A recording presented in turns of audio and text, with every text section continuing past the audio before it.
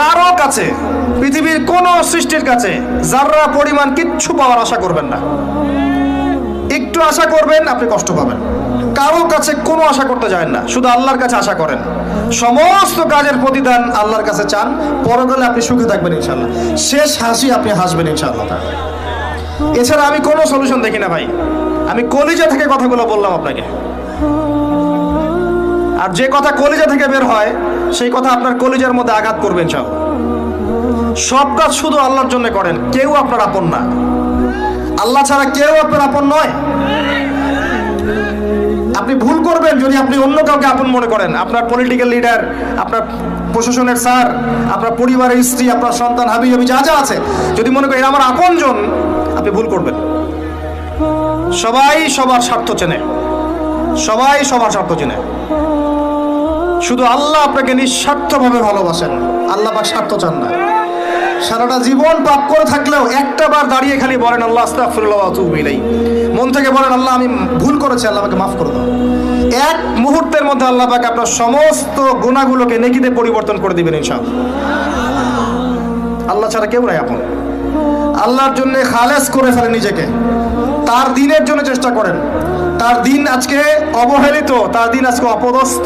সারা বিশ্বের বুকে আজকে মুসলিমরা নির্যাতিত, নিপীড়িত। দিনকে এগিয়ে নেওয়ার জন্য কিছু করেন। আপনার ক্ষুদ্র ক্ষুদ্র প্রচেষ্টা ইনশাআল্লাহ আগামী দিন ইসলামের বড় বিজয় নিয়ে আসবে। দিনের জন্য খালেস করে ফেলেন নিজেকে।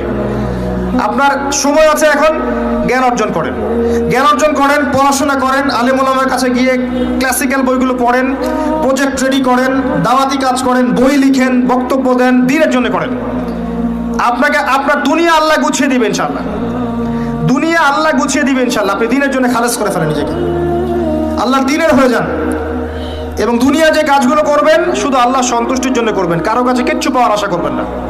দেখবেন ইনশাআল্লাহ আপনি সুখে থাকবেন।